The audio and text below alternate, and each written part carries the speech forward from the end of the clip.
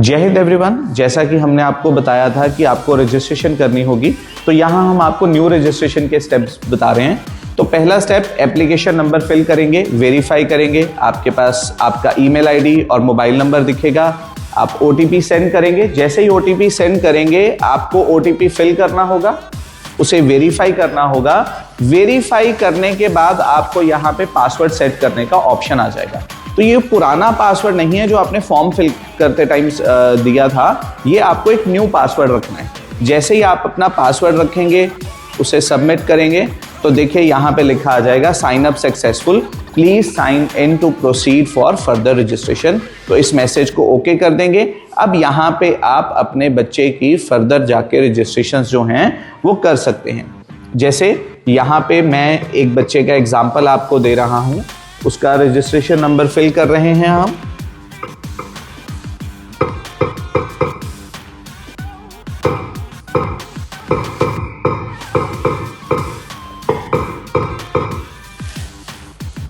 आपको यहाँ पे एक ये कैप्चा फिल करना होगा और जिस तरह से दिया हुआ है वैसा ही फिल करना है।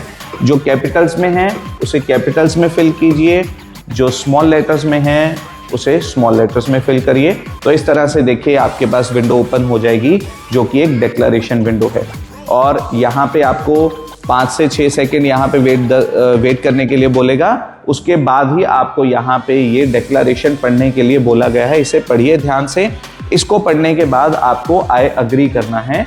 तो यहाँ पे कंडीशंस बोली हैं कि भैया आपको सारी कंडीशंस जो हैं वो फॉलो करनी होंगी। जो डेट और टाइम है उसके साथ आपको कंप्लाई करना होगा, ठीक है। ये आप अपना पासवर्ड वगैरह किसी के साथ शेयर नहीं करेंगे। फीस स्ट्रक्चर आपको पता है, आपको मेडिकल के लिए फिजिकली रिपोर्ट करना होगा। ये सारी चीज़ें आपको यहाँ पे बताई गई हैं कि सैनिक स्कूल में फाइनल सीट के लिए भी आपको फिजिकली वहाँ पे अपीयर होना होगा, बच्चे को भी। तो इसे जैसे ही आप आई अग्री करेंगे तो आपके पास यहाँ पे आपको अपने बच्चे की डिटेल्स दिख जाएंगी। बस ये आपका स्टेप है, इसे आप सबमिट एंड रिव्यू कर देंगे तो यहाँ पे आपका ये स्टेप जो है वो ओवर हो जाता है। और रिव्यू का बटन प्रेस करेंगे और उसमें डिक्लेरेशन का एक बटन आएगा, उस पर प्रेस करने के बाद आपको यहाँ पे आपका प्रोफाइल बच्चे का कुछ इस तरह से दिखेगा जिसमें उसकी सारी डिटेल्स होंगी। अभी रैंक नहीं है, मार्क्स नहीं है, ये आपको नहीं दिखेगा। और अगर आपको कुछ करेक्शन करनी है तो आप करेक्शन विंडो पे जा सकते हैं और यहाँ पे जाके अपनी डिटेल्स को फिल कर सकते हैं। और करेक्शन के लिए सिर्फ यहाँ पे आपको 3 चीज़ दी गई हैं। एक तो आपका कैटेगरी, एक जेंडर और तीसरा आपको डोमिसाइल दिया गया है। इन 3 चीज़ों को आप चेंज कर सकते हैं, इसके अलावा आप कोई चेंजेस नहीं कर सकते हैं। बाकी इसके नीचे आपको ये बहुत सारी इंस्ट्रक्शंस दी गई हैं, आप इनको पढ़ लीजिए। वहाँ पे लिखा है कि ये एक वन टाइम एक्टिविटी है, इस स्टेप को ध्यान से करिए। जो भी अगर आप एक्शन करेक्शन विंडो आपको 21 तारीख तक दी गई है, अगर आप 21 फरवरी तक इसमें कुछ भी करेक्शन करना चाहते हैं आप कर सकते हैं। और अगर आप नहीं करना चाहते हैं, if you do not wish to change your personal details, तो ये डिक्लेरेशन बॉक्स में क्लिक कीजिए और सबमिट कर दीजिए। ये आपका फाइनल स्टेप हो जाएगा। अगर आपको चेंजेस करने हैं तो इसमें चेंजेस नहीं करें, इसमें आप सबमिट वाले बटन पे क्लिक नहीं करिए, डिक्लेरेशन पे नहीं जाइए। तो please make changes above through drop down menu and there drop down menu ये दिया है आपको, ये यहां से आप ड्रॉप डाउन कर सकते हैं।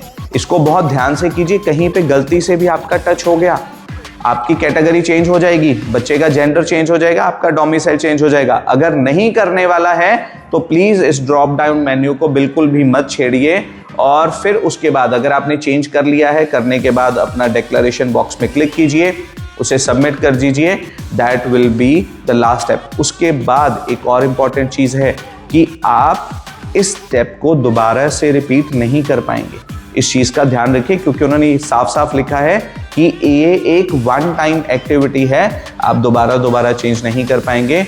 इस चीज का ध्यान रखिए और तभी आप चेंजेस करिए। अगर आपको नीड है तभी आप ड्रॉप डाउन मेन्यू पे क्लिक कीजिए। गलती से भी मत ऐसा स्टेप मत उठाइए कि गलती से आपका क्लिक हो गया, उसके बाद आपकी कोई वहां पे सुनवाई नहीं होगी। प्लीज इसका ध्यान रखिए। Thank you very much. जय हिंद एवरीवन।